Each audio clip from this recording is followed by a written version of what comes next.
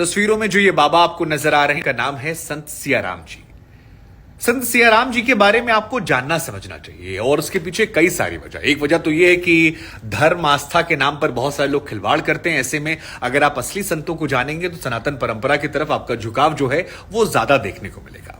दूसरा, इनके बारे में कई बातें ऐसी हैं जो आपको अचरज कर सकती हैं कि अरे ऐसा कैसे संभव है। मसलन 110 साल की उम्र में बिना चश्मा लगाए, देखिए हमको इसी उम्र में लग गया है, बाबा जो हैं वो रामचरितमानस का पाठ करते हैं और ये हैरान करने वाला है क्योंकि 15-16 घंटा ये पाठ करते हैं और इनकी आंखें जो हैं पूरी तरह से दुरुस्त हैं, एकदम सही से ये अनुवाद करते हैं और इनके पास जो लोग जाते हैं वो इसे देखकर स्तब्ध हो जाते हैं। और इसीलिए बाबा की ख्याति जो है वो सिर्फ मध्य प्रदेश तक नहीं है जहां पर ये हैं।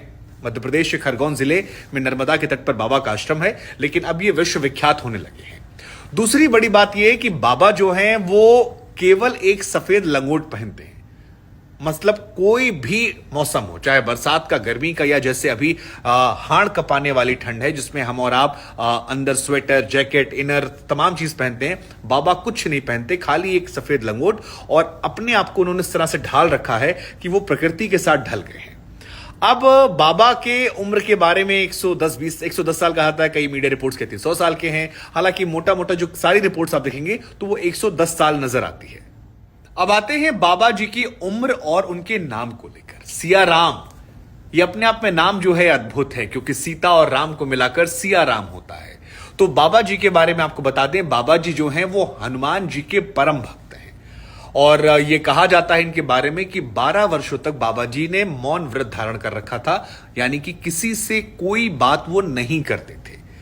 12 वर्षों की तपस्या, मौन धारणा के बाद जब उनकी जिह्वा से पहला शब्द निकला तो वो शब्द था सियाराम। हनुमान जी भी सीताराम की पूजा करते थे और सियाराम उनके मुंह से निकला और उसके बाद जो वहां भक्त आते हैं उन्होंने बाबा को नाम दे दिया सियाराम बाबा।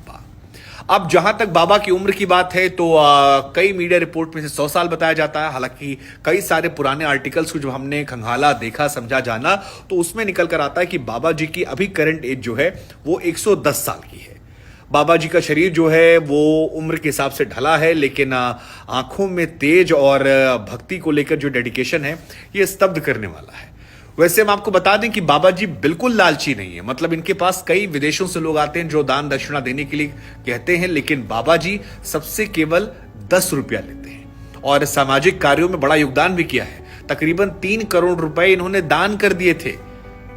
तो ये भी एक महिमा है संत की कि संत का हृदय कितना दयालु होता है, करुणा वाला होता है और बिल्कुल लोभ लालच से वो दूर रहता है। बाबा जी के बारे में एक और खास बात जो आपको जाननी चाहिए वो ये कि इस उम्र के पड़ाव पर भी वो स्वावलंबी है, यानी अपने दैनिक दिनचर्या के सारे काम जो हैं वो खुद करते हैं और किसी पर निर्भरता उनकी नहीं है। ये भी अपने आप में स्तब्ध है। नहीं तो बहुत सारे बाबा ऐसे होते हैं जो बहुत सारे चेले चपाटाओं से घिरे होते हैं, लेकिन बाबा जी के साथ यहाँ ऐसा नहीं है। तो ये भी एक अच्छी चीज हमको लगी जो हमें लगा आपको बताते हैं, आपको जानना चाहिए। अब जहां तक बात है बाबा जी के इतिहास को लेकर तो कहा जाता है कि महाराष्ट्र में इनका जन्म हुआ था और वहां से ये रहे। पढ़ाई वढ़ाई बहुत ज्यादा नहीं की थी, लेकिन फिर एक स्वामी जी इनसे मिलते हैं और उसके बाद इन्होंने परिवार का मुंह त्यागा, जीवन ईश्वर को समर्पित किया और हिमालय में बहुत दिन रहे।